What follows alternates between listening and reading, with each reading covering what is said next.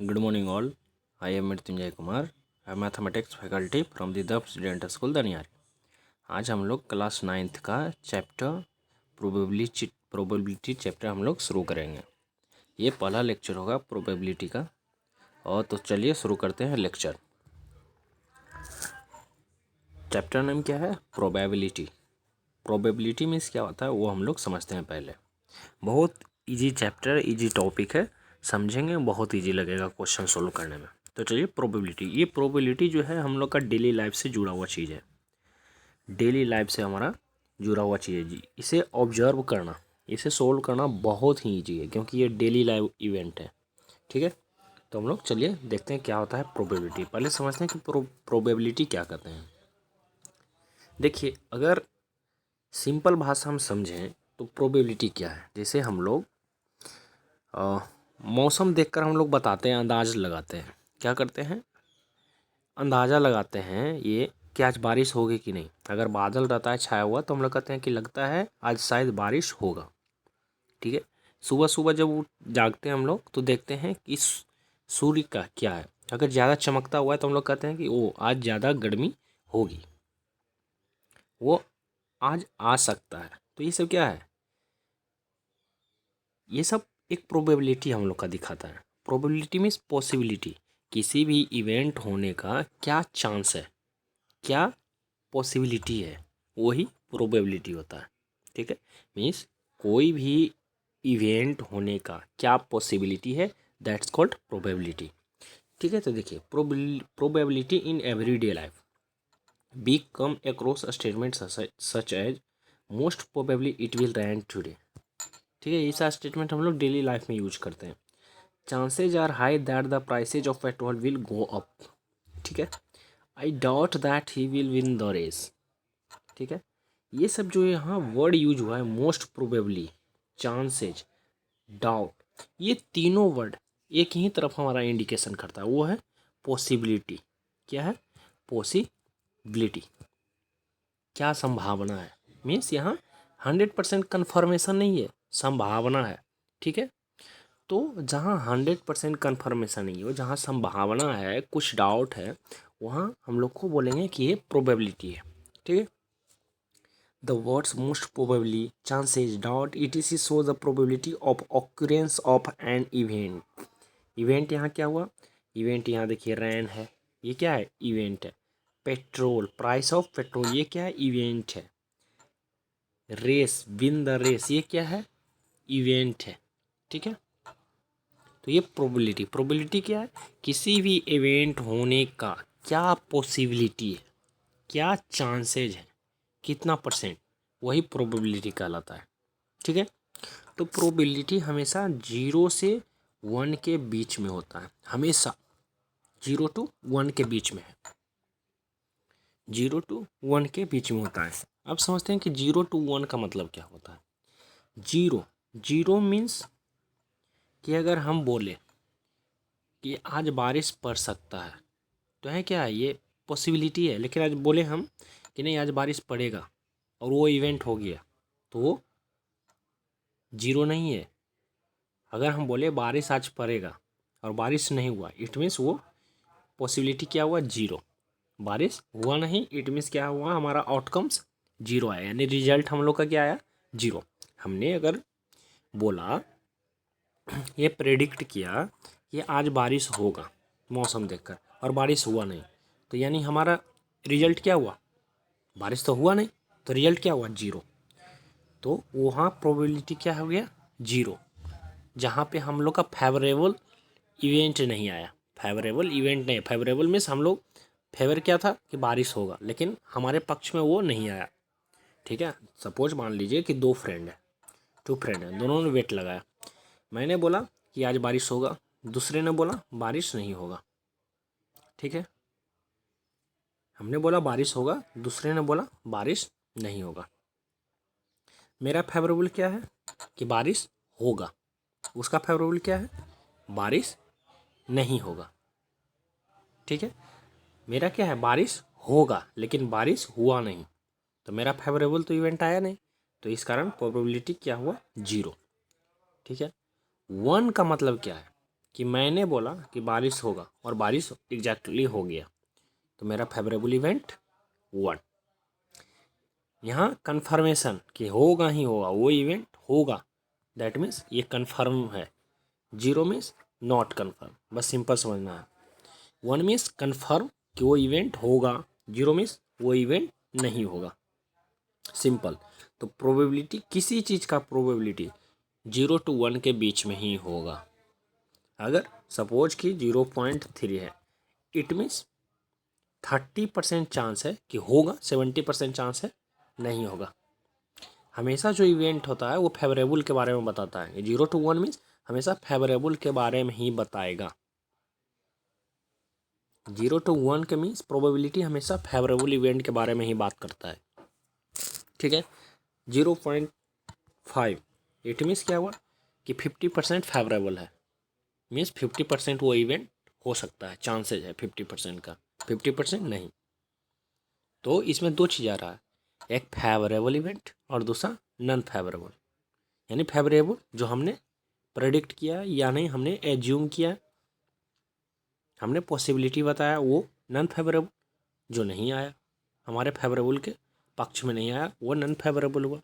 तो favourable event plus non favourable event दोनों को जब ऐड करेंगे तो आपको 1 आएगा, आपको एग्जैक्टली 1 आएगा, ठीक है। तो ये तो प्रोबेबिलिटी का कुछ टर्मिनोलॉजी है, कुछ टर्म्स हैं, वो देखते हैं क्या है टर्म्स।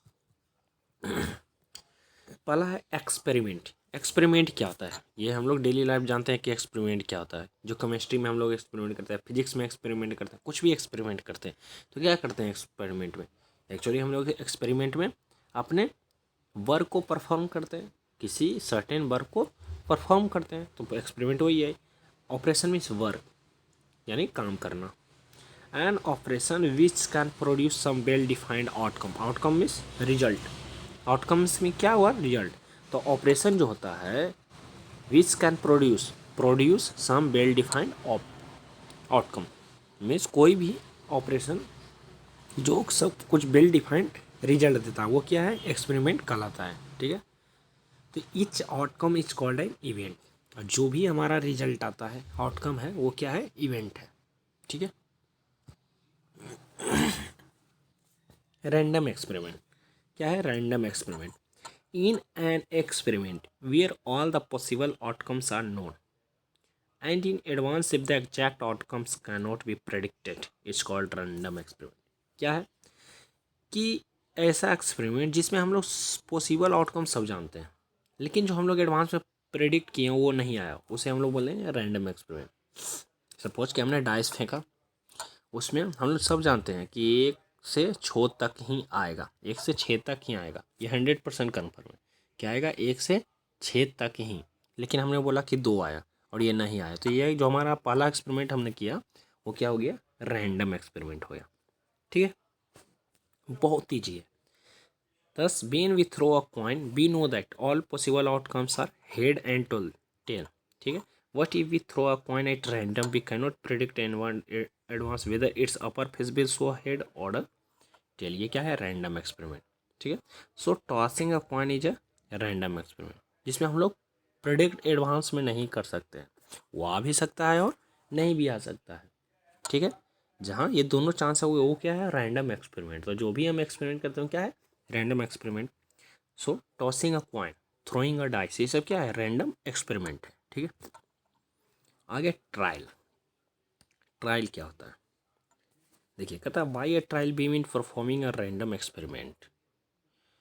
जो भी हम लोग एक्सपेरिमेंट करते हैं, सपोज हमने डाइस को 5 बार फेंका, डाइस को हमने 5 बार फेंक कर कुछ आउटकम्स निकाला, ठीक है, कुछ डाटा कलेक्ट किया 5 बार, जिसमें पहली बार हम लोग जो वो फेंकेंगे, पहली बार यानी इंडिविजुअली 5 में इंडिविजुअली जो भी होगा उसे हम लोग बोलेंगे ट्राई, क्या बोलेंगे, ट्रायल। तो जैसे फर्स्ट ट्रायल हुआ, सेकेंड ट्रायल हुआ, थर्ड ट्रायल हुआ, फोर्थ ट्रायल हुआ, फिफ्थ ट्रायल हुआ। तो ये सब क्या है, इंडिविजुअली एक्सपेरिमेंट जो है वो ट्रायल कहलाता है। क्या होता है, इंडिविजुअली ट्रायल, इंडिविजुअली एक्सपेरिमेंट हम लोग जो बात कर रहे हैं वो उसे हम लोग ट्रायल करते हैं। तो by a trial, we mean performing a random experiment, ठीक है। थ्रोइंग अ डाई और टॉसिंग अ क्वांटिटी से इट्स कॉल्ड ट्रायल, ठीक है। सिंपल स्पेस, सिंपल स्पेस क्या होता है? A simple space of an experiment is the set of all possible result of that random experiment। तो जो भी हम रैंडम एक्सपेरिमेंट करते हैं उसमें जो भी आउटकम, जो सारे पॉसिबल आउटकम्स हैं, पॉसिबल रिजल्ट जो भी है वो सिंपल स्पेस कहलाएगा। सपोज कि हमने डाई को एक बार फेंका, ठीक, तो उसमें क्या रिजल्ट आ सकता है? 1 से 6 तक, तो 1 2 3 4 5 6 ये क्या है? सिंपल स्पेस, यानी टोटल रिजल्ट क्या आ सकता है? टोटल, वो क्या हो जाएगा? सिंपल स्पेस हो जाएगा, ठीक है। नेक्स्ट है इवेंट। इवेंट क्या है? Out of the total results obtain from a certain experiment the set of those results which are in favour of a defined result is called the event and it is denoted as U. कहता है जो total result हम लोग का एक experiment से आया, जो टोटल रिजल्ट होता है और उसमें से वो रिजल्ट जो कि हम लोग का फेवर में है उसे हम लोग बोलते हैं इवेंट बोलते हैं, ठीक है। इवेंट क्या होता है? टोटल रिजल्ट, यानी एक्सपेरिमेंट का टोटल, एक्सपेरिमेंट जो हम लोग किए उसका टोटल रिजल्ट का जो हम लोग का फेवर इवेंट है, जो हम लोग का फेवर होगा रिजल्ट, उसे हम लोग इवेंट बोलेंगे, ठीक। फिर है equally likely events, when there is no reason to expect the happening of one event in preference to the other, then the events are known equally likely events। When an unbiased coin is tossed, the chances of getting a head or tail are the same। तो ये क्या है? Equally likely, जिसमें favourable और non favourable events का possibility same हो, वो क्या होता है? इक्वली लाइकली इवेंट्स होता है। इक्वली लाइकली मीन्स जिसमें फेवरेबल और नॉन फेवरेबल इवेंट्स का पॉसिबिलिटी सेम हो, तो वो इक्वली लाइवली इवेंट। जैसे अब एक टॉस किए कॉइन से, तो उसमें हेड और टेल दोनों को आने का क्या चांसेज है? सेम, तो वो क्या है? इक्वली लाइकली इवेंट्स है, ठीक। फिर है एग्जॉस्टिव इवेंट्स। कहता है all the possible outcomes of the experiments are known as exhaustive events.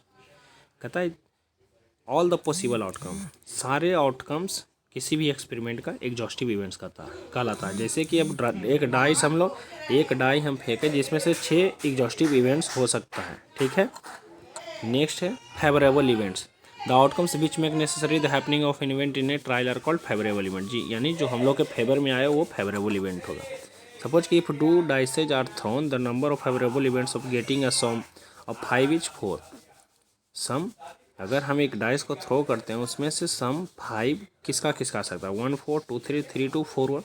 ये क्या हुआ? फेवरेबल हुआ, क्योंकि मेरा रिजल्ट लाना क्या है? 5, और 5 किसका किसका सम आ सकता है? तो ये मेरा फेवरेबल इवेंट हुआ, ठीक। नेक्स्ट है additive law of probability. Additive law क्या होता है? प्रोबेबिलिटी देखिए, सपोज कि 2 इवेंट्स हैं, if E1 and E2 be any 2 events, कोई 2 इवेंट है U1 E2, तो एडिटिव लॉ ऑफ प्रॉपर्टी में क्या होता है कि 2 इवेंट हुआ E1 और E2, अब इन दोनों इवेंट्स का प्रोबेबिलिटी क्या हुआ? इन दोनों का देखिए, यहाँ इसमें 2 सिंबल है। सिंबल एक है यूनियन, ये जो ऊपर है यू, इसे हम बोलते हैं यूनियन, UNION यूनियन, और ये जो नीचे है इसे हम बोलते हैं इंटरसेक्शन। क्या बोलते हैं? इंटरसेक्शन बोलते हैं, ठीक है। इसका मतलब समझते हैं पहले। यूनियन मीन्स क्या होता है? इंटरसेक्शन मीन्स क्या होता है? सपोज कि आपका फेवरेबल आउटकम्स जो भी है इवेंट क्या है, अगर एक डाइस थ्रो करेंगे तो 1 2 3 4 5 और 6, और दूसरा सपोज की है किसी का रिजल्ट है किसी एक्सपेरिमेंट का 2 4 8 9, ये है 2 4 8 9, ये 2 इवेंट है, एक E1 और ये E2, ये E1 और ये E2 है।